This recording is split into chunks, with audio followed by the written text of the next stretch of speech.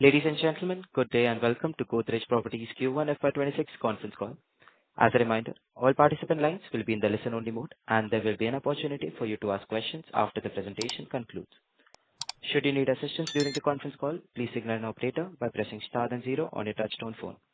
Please note that this conference is being recorded. I now hand the conference over to Mr. Kshitij Jain. Thank you, and over to you, sir. Thank you. Good afternoon, everyone, and thank you for joining us on Godrej Properties Q1FY26 results conference call. We have with us Mr. Pirojsha Godrej, Executive Chairperson, Mr. Gaurav Pandey, Managing Director and CEO, and Mr. Rajendra Khetawat, CFO of the company. Before we begin this call, I would like to point out that some statements made in today's call may be forward-looking in nature. The forward-looking statements are based on expectations and may involve risks. The outcomes may differ materially from those suggested by such statements, and a disclaimer to this effect has been included in the results presentation. I would now like to invite Mr. Godrej to make his opening remarks. Over to you, sir. Good afternoon, everyone. Thank you for joining us for Godrej Properties first quarter financial year 2026 conference call. I'll begin by discussing the highlights of the quarter, and we then look forward to taking your questions and suggestions. Godrej Properties delivered another solid quarter, registering continued momentum in bookings, cash flows, and earnings. We've delivered our highest ever quarterly net profit of rupees 600 crore in the first quarter, a growth of 15% year-on-year. The residential real estate sector in India has been strong over the past 4 years, and we believe the demand conditions remain favorable. Our business development additions with a future booking value of over 90,000 crore since financial year 23 at favorable terms continue to allow us to scale our bookings and in turn, over time, our earnings. On the booking front, GPL achieved a booking value of rupees 7,082 crore from the sale of 4,231 homes with a total area of 6.17 million square feet. The booking value showed a decline of 18% year-on-year, but actually represented a 2-year compounded annual growth rate of 77%. This is the 8th consecutive quarter in which Godrej Properties has exceeded rupees 5,000 crore of booking value. The sales in the first quarter were driven by strong demand in several new project launches, including Godrej MSR City in Bengaluru, which achieved a booking value of rupees 2,426 crore, Godrej Majesty in Greater Noida, which achieved a booking value of just under 1,000 crore, and Godrej Tiara in Bangalore, which achieved a booking value of rupees 470 crore. Bangalore contributed more than rupees 3,000 crore, followed by Mumbai and NCR, both of which contributed over 1,600 crore to our sales. There were 6 new project and phase launches during the quarter across 4 cities with a total sales potential of rupees 8,500 crore.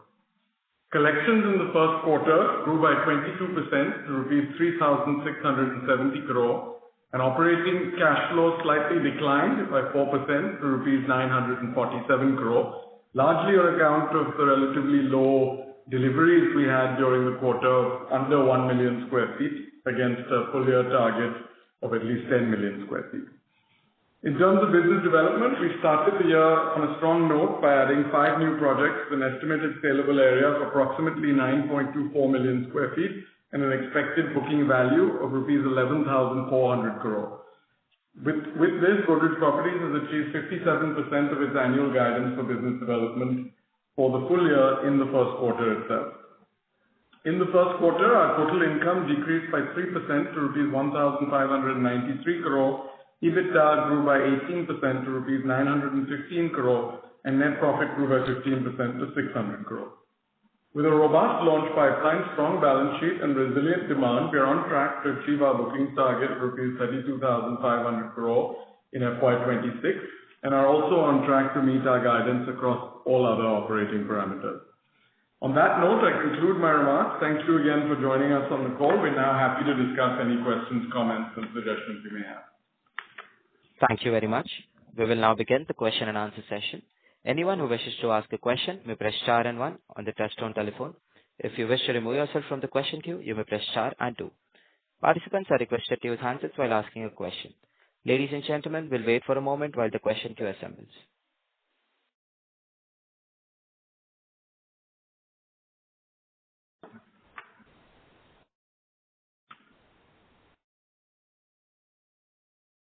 The first question is from the line of Puneet from HSBC. Please go ahead. Yeah, thank you so much, and congratulations on a good start to the first quarter. My first question is if you can talk a bit about, of the new launches, what percentage have you been able to sell? And in your total sales, what would be the share attributable to you? Thanks, Puneet, for the question. Essentially, if you see, most of our big launches have been in Bangalore. We launched this project by the name of Godrej MSR City in North Bangalore. We were able to sell close to about 2,400 plus crores, I think 26 crores in the previous quarter. And if my memory serves me right, in the first phase that we had opened up, with some inventory we had blocked, the total available was about 2,700 crores, of which maybe about 150 crores we had sort of blocked to do it at a slightly higher pricing. The next one was, another project in Greater Noida by the name of Godrej Majesty. In this one, in the previous quarter, we've sold about 925 odd crores. And I think even in this quarter, we've already sold another 75 odd crores. And this is part of some towers that we have launched, and it's going very well on the track. The third big launch that we had is in Yashwantpur. Yashwantpur approval actually came a little later. I mean, we got this approval close to 3 weeks before the quarter got ended. And we sold more than 400 odd crores, if I'm not wrong, probably 470 odd crores in the previous quarter. And it is continuing to sell as aggressive as that. I mean, if my memory serves me right, we would have crossed almost a similar number, already in this particular last month itself. So again, going well on track. And then remaining have been more or less like phase activations and all. So whatever we opening stock between the towers that we open or the floors we open, give or take between 70 to 90% is what we are selling. Consciously, we're holding some very, very prime inventory so that we can ride through some amount of pricing uptake. But we are seeing very strong demand, yeah. Okay. And the share of sales? Yeah. The question was the GPL share this quarter was a little bit lower than last year because of the large sales in Bangalore in a JV project. So that was 78% for the quarter. 78%. Understood. And secondly, if you can talk a bit about the environment in terms of deliveries. The deliveries was 0.8 million square feet. Are you seeing any challenges in terms of availability of labor, contractors, etc.? And is there a risk on any account on slight pushback in terms of project completions and collections and so on? That's a great question. If I were to give you a sense of the execution piece, I'm delighted to share with you in the quarter one. We were able to increase our COC run rate. Just to give you a sense, COC in Q1 of the previous financial year was about 750 odd crores, and the quarter one COC was about 1170 plus crores. So we are seeing a very strong execution uptake, and yes, you're right, there have been historical challenges on the labor side, but for the last 9 months, we've been working on a complete execution turnaround strategy. And we worked on, kind of bringing our laborers into a digital infrastructure system, creating a sort of a roadmap to engage them better, and also relook at some of our contractor base.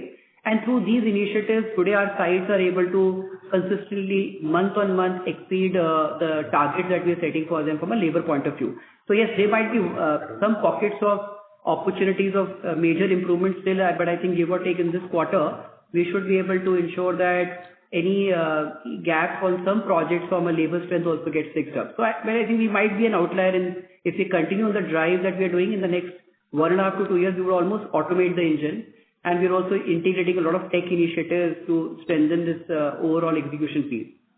But should it not show up in your construction-related outflows, which was 1,800 crore in 4Q and 1,460 crores this quarter? Fair enough. See, I think, typically, I'll explain to you. See, typically our business has, if you see our historical numbers as well, typically quarter four has a lot of OCs that technically kind of come in.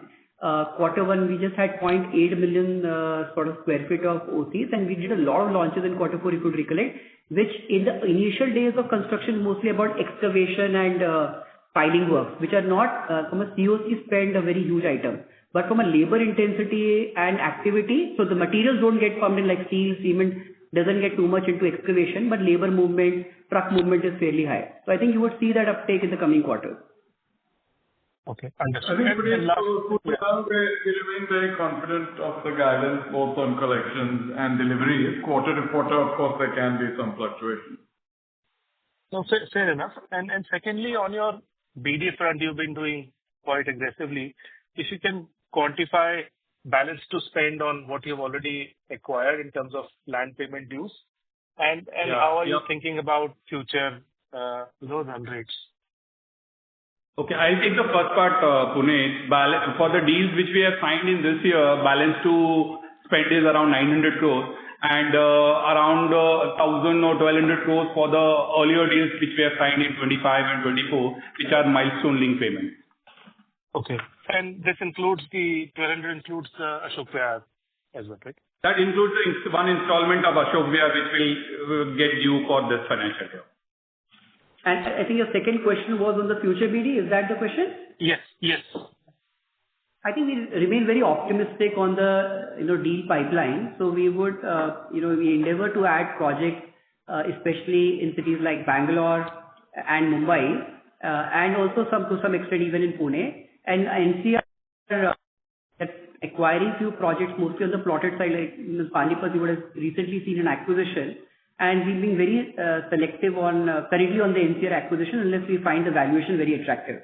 So you would see definitely very strong business development growth, but more calibrated, more about where the take-up rate can be very fast from buyout opportunity to launch and churn. Understood. That's very helpful. Thank you so much and all the best. Thank you. Thank you. The next question is from the line of Abhinav Sinha from Jefferies India. Please go ahead. Hi, Pirojsha, my first question is to you. So, in the opening comment, you have mentioned that demand conditions are pretty strong, and I guess even your sales should be higher this year, because we have seen some other developers also report very strong numbers in first quarter. But however, the industry data seems to be flattish to down. So how do we square these two things? Yeah, because I think, the demand conditions do remain quite strong in our view. I think comparing it to a time where perhaps, the demand conditions were quite euphoric may not actually give the best picture. I think we're following so far pretty much exactly what one would expect to see in a typical real estate cycle, assuming this is kind of year 4 or year 5 of that cycle, which is you do have the couple of years of kind of extraordinarily fast pricing growth. We've seen some of our launches, people have been lining up at 1 o'clock in the morning as though it's a music concert or something like that. So I think those are not conditions that are going to sustain indefinitely, nor probably should they sustain indefinitely. So I think we've now entered a period where prices have reset to a higher and quite attractive level. We're continuing to see strong demand at these levels, but I don't think at this stage of the cycle, we're going to see very sharp pricing increases or volume jumps from here. So I think it's more about steady growth from here. That seems to be playing out in most of the numbers, we're looking at. So I think as of now, certainly we're quite happy with the response we're continuing to see across the country in all our new project launches. Okay. So secondly, on the BD side, so I noticed that this quarter you have done couple of area share agreements and, this sort of comes after a while, right? So, where you were earlier doing almost all projects as buyouts. So is this like a conscious shift in strategy? I think yes and no. I think as we get closer towards the mid to end stages of the upcycle, I think rebalancing a little bit towards JVs will make sense, but I think these frankly were more driven by kind of deal-specific requirements of the landowners, which are always a factor in deal structures, and we're seeing continued opportunities for outright purchases. So I think this year, again, most of our acquisitions are likely to be outright. In fact, if you see the transaction, like the Panipat is a completely 100% buyout transaction. And the pipeline that we currently have is a mix of both area share, revenue share structures, but a lot of outright transactions. So I think it will be very opportunist basis. But the interesting part is whatever we acquire, agnostic to structure, our return metrics are intact, which means that the PAT margins that we always target as the main metric, and of course IRR is exactly the same threshold that we maintain for any deal construct. Right. Gaurav, can you help us with some of the large launches to expect in the next, say, couple of quarters? Thanks. Actually, we have a crazy launch pipeline. Depends on how much we actually can squeeze in. But just to give you a flavor of a launch pipeline, we will be very soon having a launch in Gurgaon. This is a 3.6 acre of land in Sector 53 and a very exciting project developed on a sort of a Japanese theme. Then we will be launching a first time a retail product, a new asset class and a very sizable one in Greater Noida. This is part of a very successful project of ours called Godrej Golf Links. We endeavor to launch maybe within the next 3 months. It could be within this quarter or early next quarter is the Worli launch. Things are going very strong on that. Approvals are more or less on track and hope to secure that one very soon. On the Versova, this is an acquisition we did last quarter. Delighted to share this will hit this quarter as a launch, one of the first fastest turnaround for us in Mumbai zone. We are also looking at finally launching one of our acquisitions of Indore. There is a lot of excitement in Indore market for Godrej Properties entering, and this should be a blockbuster within this quarter. Then we have some launches being planned in Panvel City. We are also opportunistically looking during the year something in Sanpada. We will hit a very big launch in, like Pirosha was mentioning, in Hyderabad. This was an acquisition we did in a very interesting market like Rajendra Nagar, and this has a very large booking value potential. We'll be launching one large phase within this quarter and will be a very sizable number. Then in Pune, we will look at launching Keshav Nagar. After a long time, we're going to re-enter that micro market. We have some launches here and there in Pune, like Mahaninjay. In Bangalore, we have a launch in, likely, if not this quarter, then next quarter in Thani Sandra. And further from there on, likely we will be able to launch either the next quarter or the quarter after the Panipat recent acquisition of previous quarter. The approvals are going very fast, so it is planned for Q4, but I won't be surprised if it hits even Q3. Then we have a 7.5 acres land parcel in Gurgaon, which should also hit within this year. We have a Greater Noida parcel that we had done an acquisition that is going very well on design and approval stage now. So that should also happen within this year. We have a Kharghar acquisition, if you remember, bought from in auctions. That will hit this year. Then we might be able to pull off, very early to say, but there are two Upper Kharadi transactions we did, which had a cumulative booking value logged in of 7,300 crores. We would endeavor to at least try and launch one of the phases of one of the land parcels. Then we have a launch coming up in Evergreen Square during the year, something in Raipur, the plotted development. We are trying internally to push it for a Q4 launch. And hopefully also within the year, you'll see the Ahmedabad launch. Then we have some residential opportunities in GGL, next to the retail plot. And then opportunistically, we might even launch more phases of Banaghatta. Basically, we'll enter Banaghatta, but the MSR city might open phase. So as you can see, it's a humongous pipeline that we built for ourselves, and which gives me a sense that we should, if we hit most of them well, we should comfortably exceed our guidance. But if we are able to get more of this, like the pipeline mentioned, then we might be in for a good surprise. Great, Gaurav. Thanks and all the best. Thanks. Thank you. Ladies and gentlemen, to ask a question, you may press star and one at this time. The next question is from the line of Girish Chaudhary from Avendus Spark. Please go ahead. Hi, good evening. My first question is on the business development. Now that you're running ahead of your guidance for the quarter, I was more interested to know on the land spend. This quarter you did around 2,000 crores of land spend. So how should we look at this number for the year as a whole? I mean, last year we spent close to 9,000 crores. And also, how should we look at the debt numbers for the year as a whole? Thanks. So actually, to be very frank, it is very, the strategy on the business development side is, as we mentioned, even when we were releasing a guidance, is not really driven by a targeted must-have guidance, right? It just happens that the deals meet a metric and we are very confident of them being available for immediate launch. And I say immediate meaning next 6 to 12 months is when we typically go about it. As a rule of thumb, if I were to say that for every, say 1,000 crore worth of inventory, you can assume between 15 to 25% is your land acquisition cost in an outright. and it can be far lower if you do an area share or revenue share. So it depends on the deal construct, it depends upon the type of opportunities we get to see during the year, and this could be a number which for a quarter you may not see certainly a lot of transactions, like in Q1 you saw a lot of transactions. So really difficult to predict an absolute number, because for us, having them is not necessarily critical to maintain booking value growth. As you know, we have acquired a series of projects. I'm delighted to share with you that in the last 3 years or so of BV that we've logged in, we still have close to 60,000 odd crore worth of inventory to sell. And from a historical inventory, we have close to 1,14,000 crores of inventory. So BD, logically, what we're looking at is more about opportunistic, fast turnaround, and in micro markets where we see a huge potential and depth.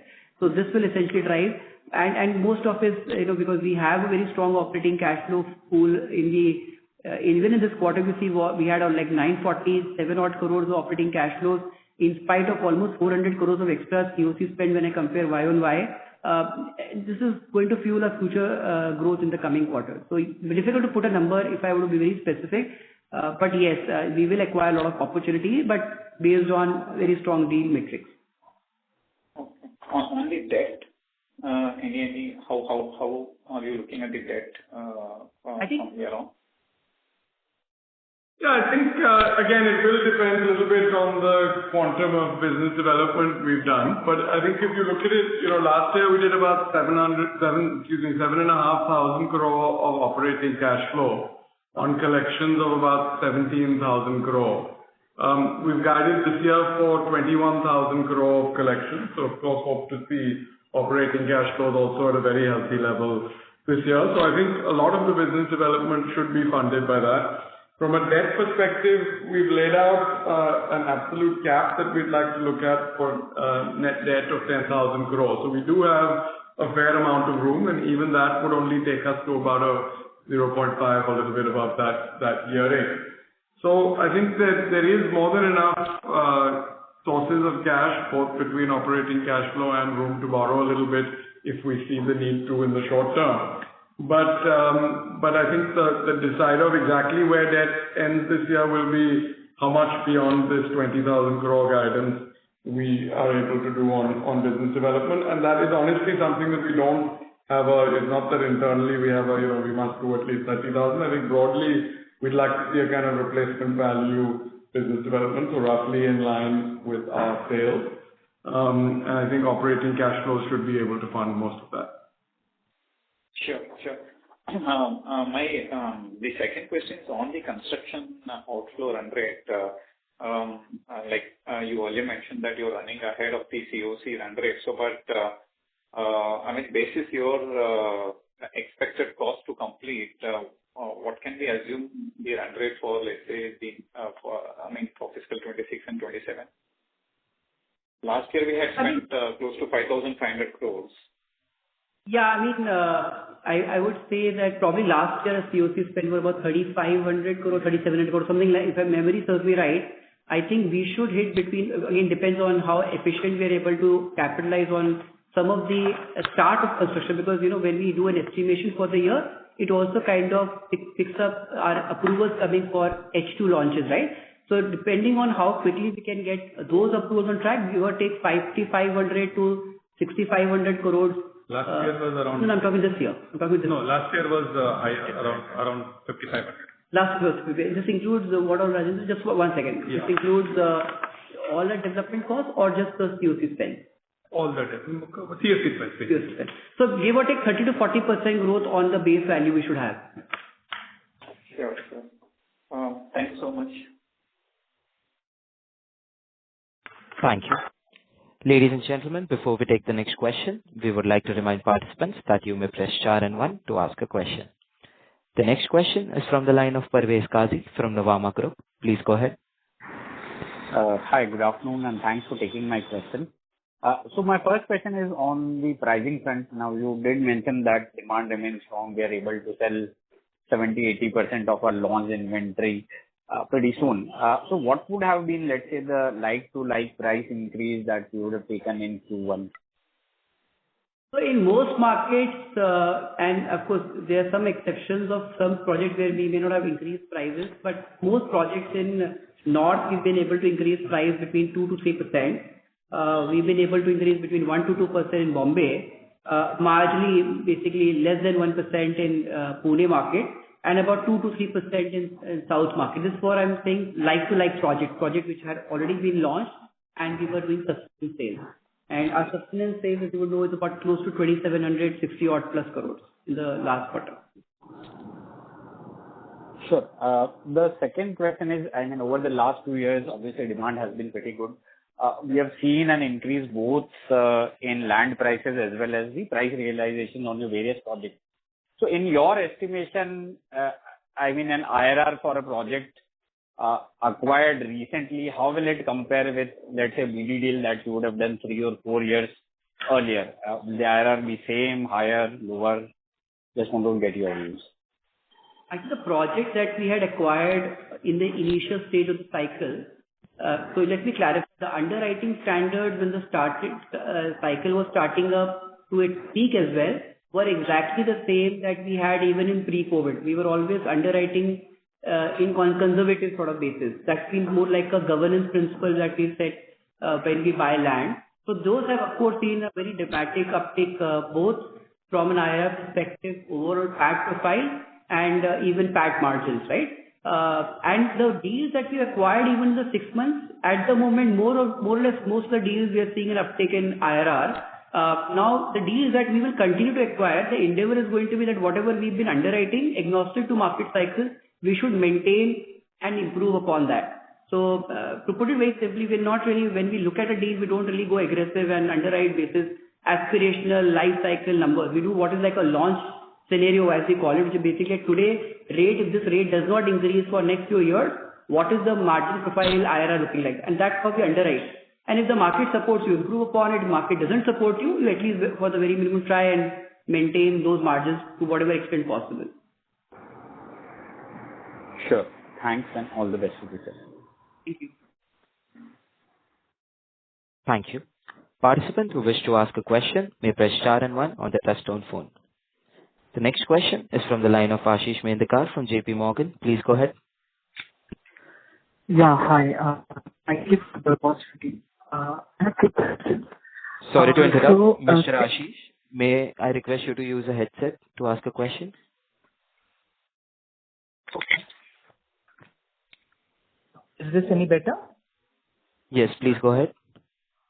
Yeah, wanted to understand the completion trajectory FY26.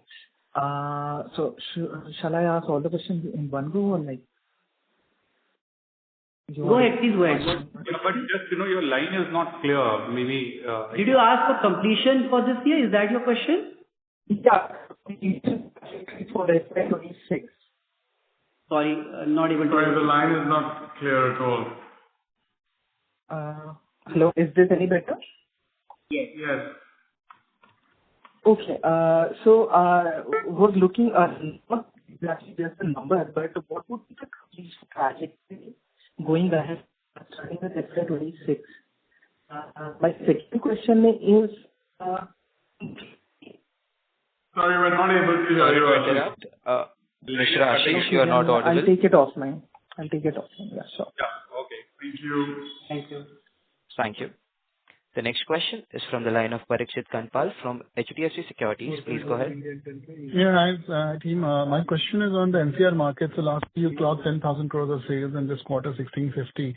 So, and Gaurav, I think you sounded a little cautious on the NCR market on new business development. I could sense that you're saying there are not many attractive deals available. So in terms of growth this year from pre-sales in NCR and on BD, so how are we thinking? I think, Parikshit, fortunately, we do have a very strong pipeline in NCR market, and a very diverse pipeline. We have a very strong presence in, especially in Golf Course Road micro market, the main epitome market for Gurgaon. And then we have a very spread out projects. I'm talking bigger numbers, and we have a lot of projects in Noida, Greater Noida market. So I think we have enough and more to kind of sustain the growth for next 18 to 24 months. And of course, not that I am in any way discounting the opportunity that NCR market will present us. In fact, there is one deal which is in a fairly advanced stage, but we are negotiating. But you don't, when you run a sort of a principle of risk-adjusted return, you don't really get very emotional about the investment, right? I mean, you just see that if you have great pipeline and a headway to deliver great growth for next 1.5 to 2 years, you kind of sit back and wait for the valuations to come at a level. And sometimes it takes 2-3 months, sometimes it can take 6 to 9 months, right? But when it does, we do go very aggressive. If you see about 2 years back, it was exactly similar, but then we started acquiring in a matter of months, we did 4-5 acquisitions. So I think right now there is a sort of a opportunity where we want to negotiate a little smartly and get those deals to our terms. But thanks to the good work of the teams in the previous 4 to 6 quarters, we have enough and more to sustain the growth. But again, in terms of like what will bring down the negotiation, the pricing? Sorry? So you said that you will look for more attractive deals. So what will bring the deals more attractive? I couldn't hear the last part of the question. So I think what we're saying is that we have a strong pipeline in NCR. So even on the 10,000 crore base we've had for the last 2 years, we expect to show growth on that this year. And I think Gaurav's point is we don't feel the need to be chasing deals if we're finding the valuations unrealistic. There's no challenge to just not doing deals for a few months until the right opportunities come. But certainly NCR is among the markets that we will look at new BD this year, and we do have a plan to ensure strong growth in NCR this year. Okay. And just the last question on Delhi. So any update on how we're more midterm, how's the Delhi market now looking at? I know there are new development plans and are being discussed and drawn out. So but from medium to long term, do you think that Delhi can become a equally lucrative market for GPL? Yes, of course. I mean, Precious, that we're quite excited about the Delhi opportunity, and there is definitely a strong supply constraint in the entire Delhi because of the complexity of the regulations, the land market, how that operates. And I feel that, when we bring Ashok Vihar to the market, which has been going a little slow historically from an approval point of view, but yes, there is a very strong opportunity for us to unlock massive amount of upside in that particular project. We should be able to re-rate the entire Delhi. But Delhi, if you frankly ask me from a Ashok agnostic to, if I remove this transaction per se, Delhi always has a huge land constraint, which is why Gurgaon property market kind of had the uptake. Otherwise, the Gurgaon market would have not existed. It was essentially people migrating from Delhi in search for better high quality development. But as and when we're able to bring Ashok Vihar, I feel we'll be able to get a very significant price premium once we launch that project. Okay, I just missed if there is any update on Ashok Vihar. So what are the launch timelines now? I mean, you've been making the payments, but in terms of launches, what is the stage of approval and clearances? Frustrating as the honest and candid answer is that, it's been a frustration for us that we've not been able to launch this project for a while. And I think we've had mentioned very candidly in the previous earnings call as well that there has been set of approval authority issues in the government setup on which department grants approval, where and how. There has been some views from the court also on the overall tree cutting policy of Delhi. So it is difficult to predict how exactly the court will decide and how exactly the authorities will sort of move in forward. But if I were to give you a sense of what the feeling on the ground, what was happening about 6 months back, when the governments were not really aligned, I see there is a good positive movement. We see a good amount of clarity coming, at least from the departments to begin with.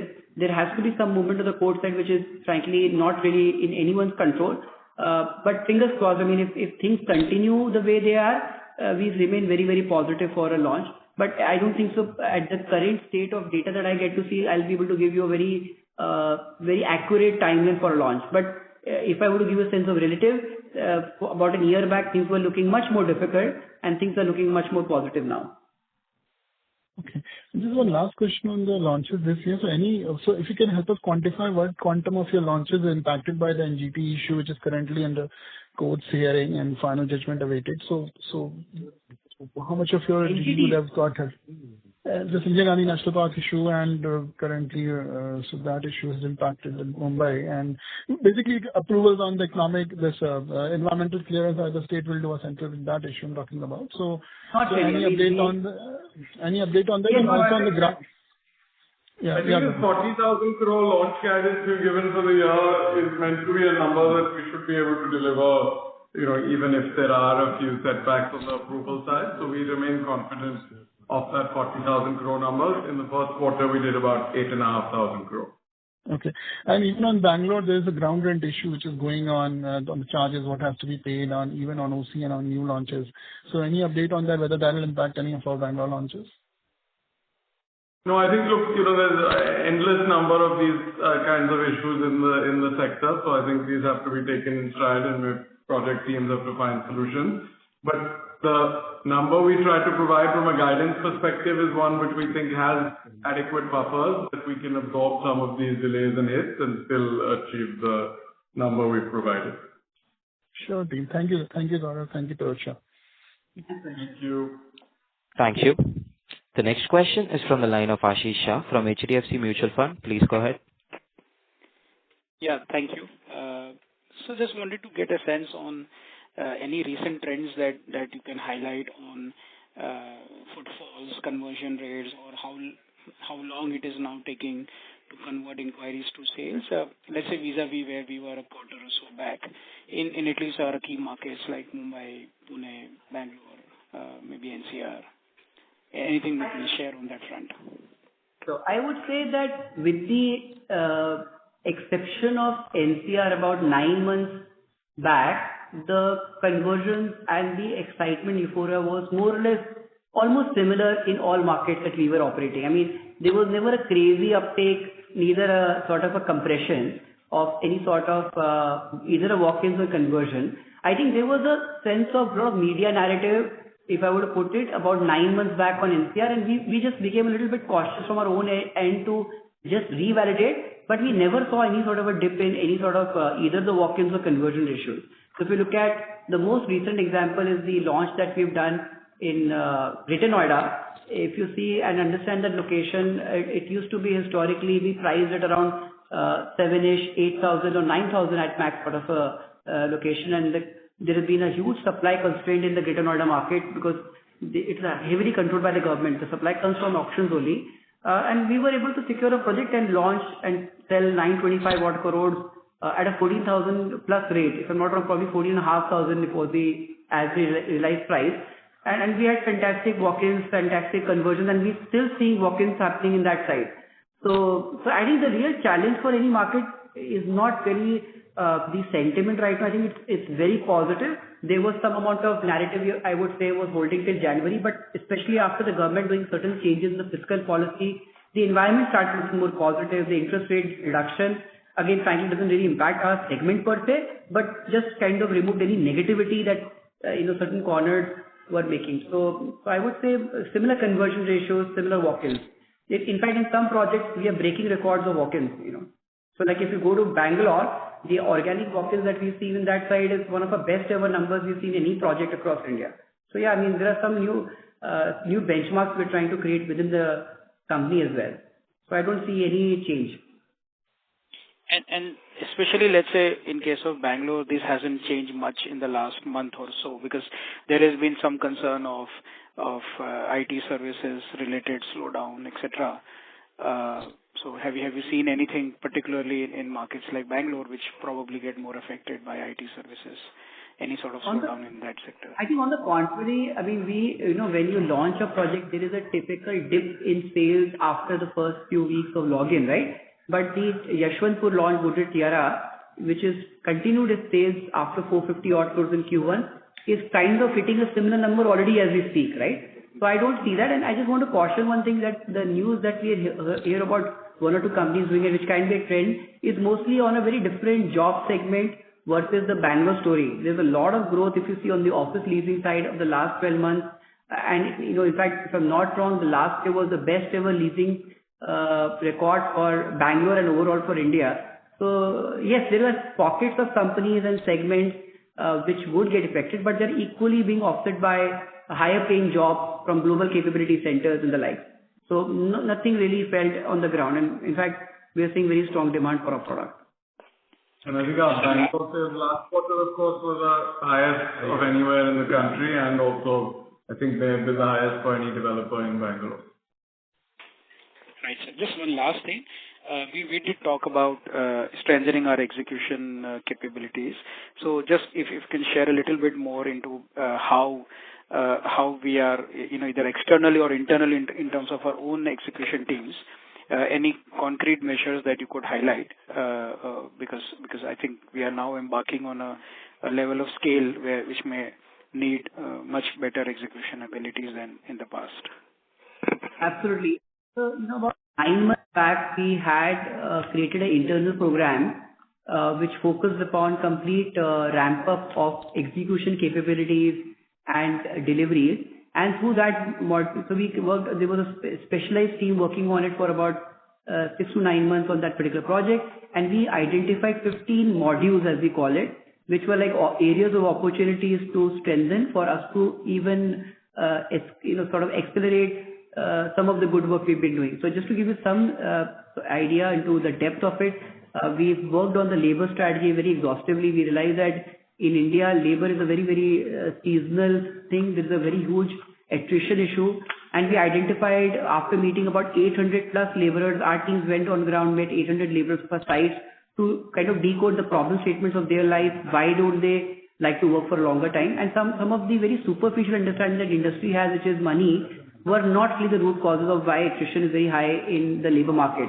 So we could curate certain programs, and I'm delighted to share, but these are very early days for me to be to say that this exactly works like that. But for example, in Holi, we made some very specific interventions on a site, and normally in Holi we get to see a dip in labor percentage from say X to say about 70%, and sometimes even 65% of that. Because the first time, in spite of Holi, we saw pre and post Holi numbers at 98.7%, which was very extremely heartening.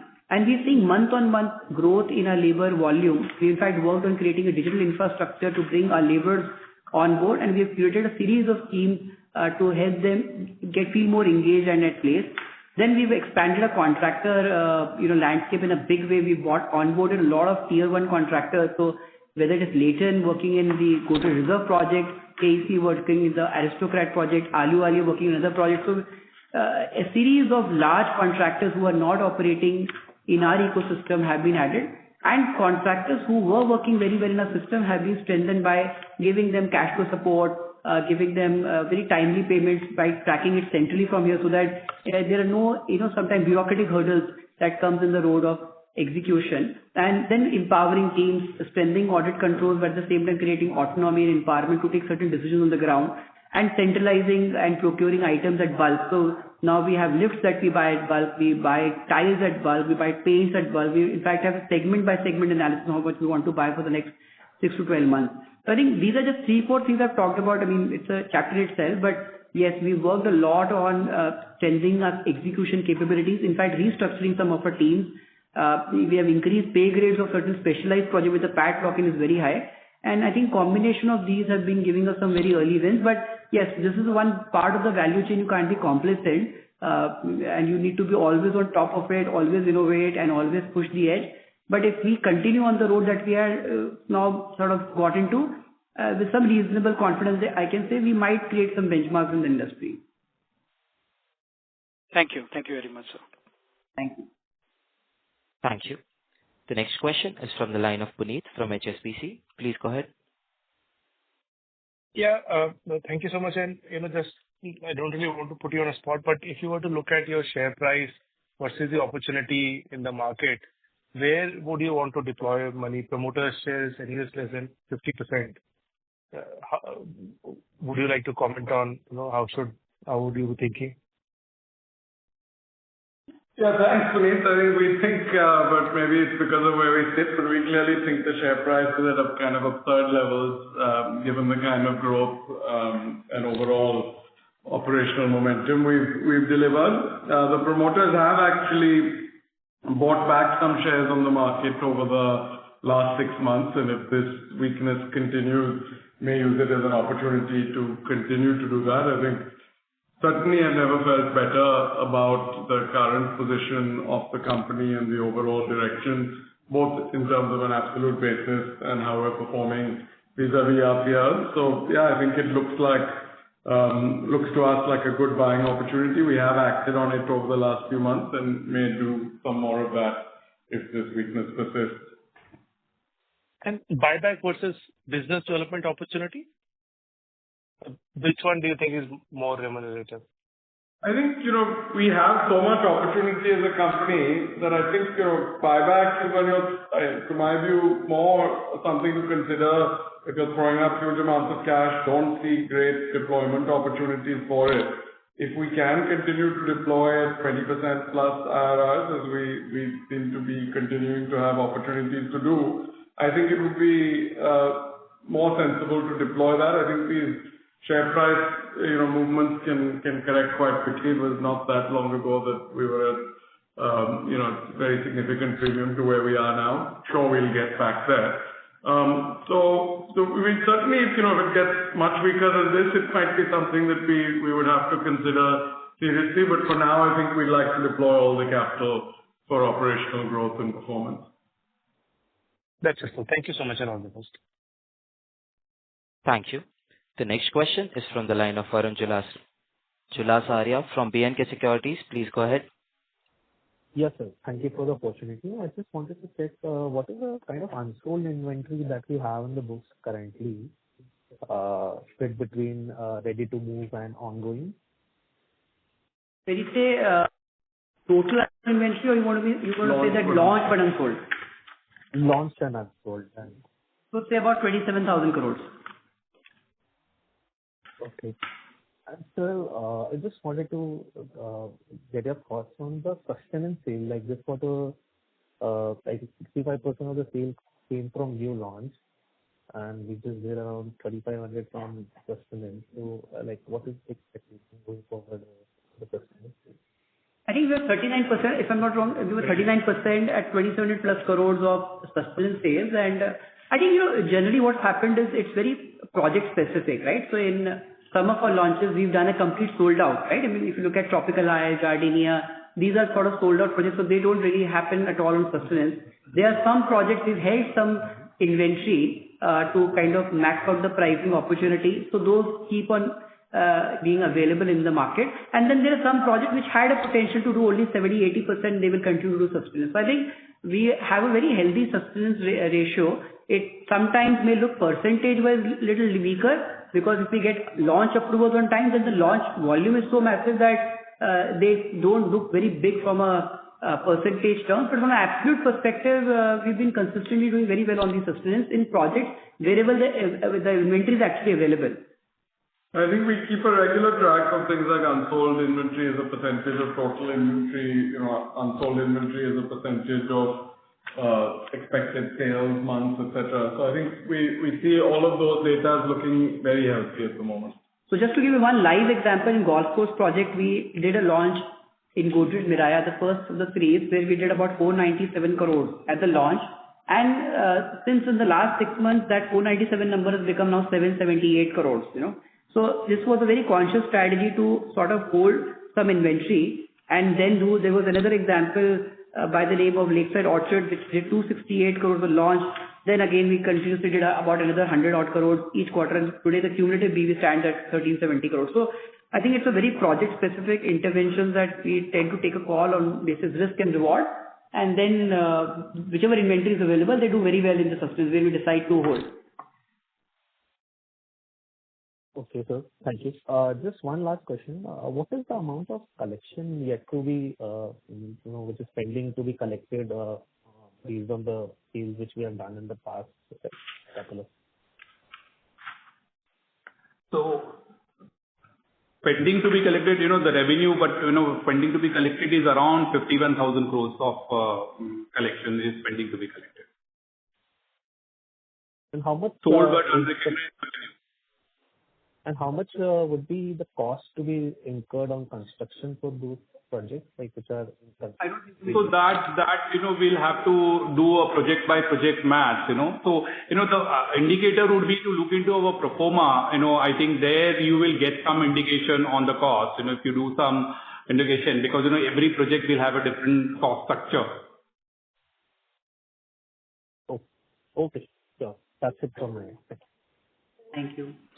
Ladies and gentlemen, we'll take this as the last question for the day, and I now hand the conference over to the management for closing comments. I hope we've been able to answer all your questions. If you have any further questions or would like any additional information, we're happy to be of assistance. On behalf of the management, thanks once again for taking the time to join us today. Thank you. On behalf of Godrej Properties Limited, that concludes this conference. Thank you for joining us, and you may now disconnect your lines.